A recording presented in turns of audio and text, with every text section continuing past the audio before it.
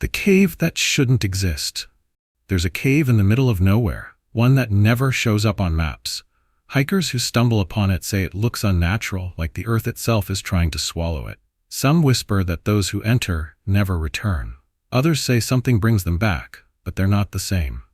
3 friends, Ethan, Mark, and Sarah, weren't the type to believe in legends. They were experienced spelunkers, always looking for new, uncharted caves to explore.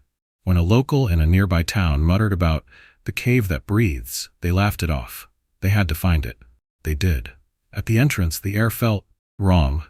It wasn't just cold, it was damp, thick, like the cave was exhaling against their skin. Sarah hesitated. "This doesn't feel like a normal cave," she murmured. Mark smirked. "That's what makes it fun." They pressed on. The deeper they went, the more their surroundings seemed off. The walls were smooth, almost unnatural, and the deeper they walked, the more the air vibrated with a strange hum, like a low, droning chant just beneath their hearing. Then the whispers began. At first, they were faint, like the wind shifting through unseen cracks.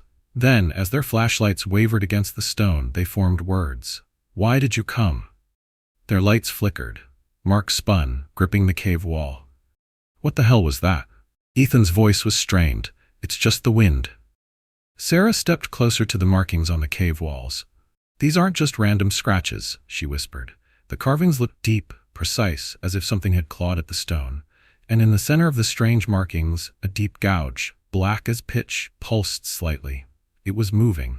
"Guys," she took a step back. A breathy sound filled the cave, something wet and uneven. It wasn't coming from one direction, it was coming from everywhere. Then the tunnel shifted. The walls bulged as if they were breathing. A deep guttural rasp filled the space, shaking the ground beneath them. "Leave." Ethan gasped as the cave seemed to pull him forward. Something grabbed his ankle. Cold, slimy fingers curled around his boot. He screamed. Mark and Sarah lunged to grab him, but the cave floor cracked, opening into a deep black void beneath Ethan's feet. He dangled, kicking wildly, his face a mask of pure terror. "Pull him up," Sarah cried, gripping his arm. Then she saw them. Hands, countless twisted, inhuman hands clawing their way out of the darkness below. Some were too long, fingers stretching like sinew-covered bones. Others were jagged, talon-like, scraping the walls as they rose. Their skin was raw and pulsing, as if barreling together. And then, faces emerged.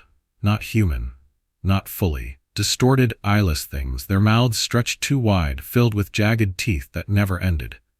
Their bodies slithered, merging with the walls of the cave itself. They weren't just in the cave, they were the cave. A shriek rang out. Ethan's flashlight